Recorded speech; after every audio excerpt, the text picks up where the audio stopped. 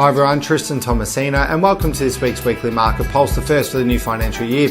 And we've got a few things to talk about on today's Weekly Market Pulse. The first one is obviously regarding first homeowners. We've mentioned it on numerous videos before, but they will not have to pay, first homeowners will not have to pay any stamp duty up to $600,000, and from $600,000 up to $750,000 there will be stamp duty concessions.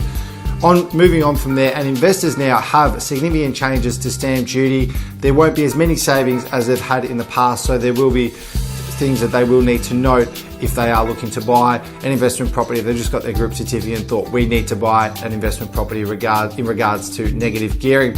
And finally, the third big change for property owners out there is if you are selling a property that does go for above $750,000, in between the sold date and settlement, you will need to get a clearance certificate from the ATO that actually proves you are an Australian resident.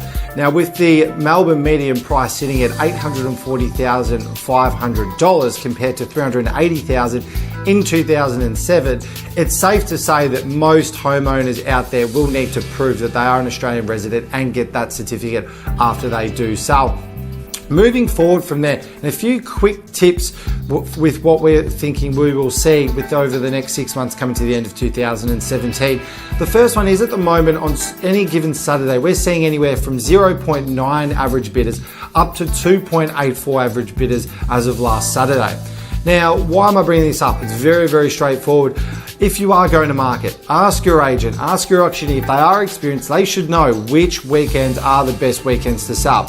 If I was selling my own property, I wouldn't be auctioning off on a weekend where there's not as many auctions for sale, or even potentially a Sunday auction. Because what we are seeing at the moment, especially the weekends where we are having 0.9 to 1 average bidder at our auctions, is those weekends have an excessive amount of auctions, or they're even super Saturdays.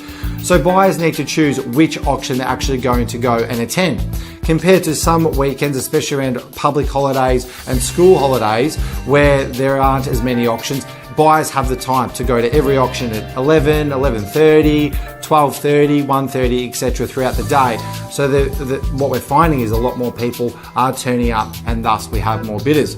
The other big thing to take note of is obviously when you're actually going to be selling.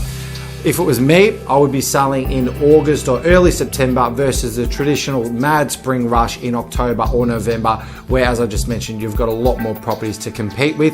And also the other big thing that we are seeing at the moment is with regards to styling. If you are looking to sell your property, it is a must that you consult a stylist or get someone in to maybe work in with your things if you are living in the property at the moment, because what we are seeing is that properties that are styled are going for in excess of $50,000 up to $100,000 more than properties that aren't professionally styled or are vacant.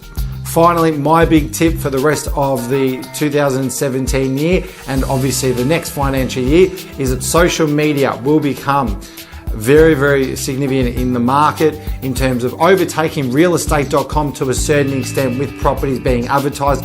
We already are seeing that social media is getting stronger every day, but I really do think that it will become something that every vendor will need to look at in the next 12 months. As always, look forward to seeing you on next week's Weekly Market Pulse, and have a great week.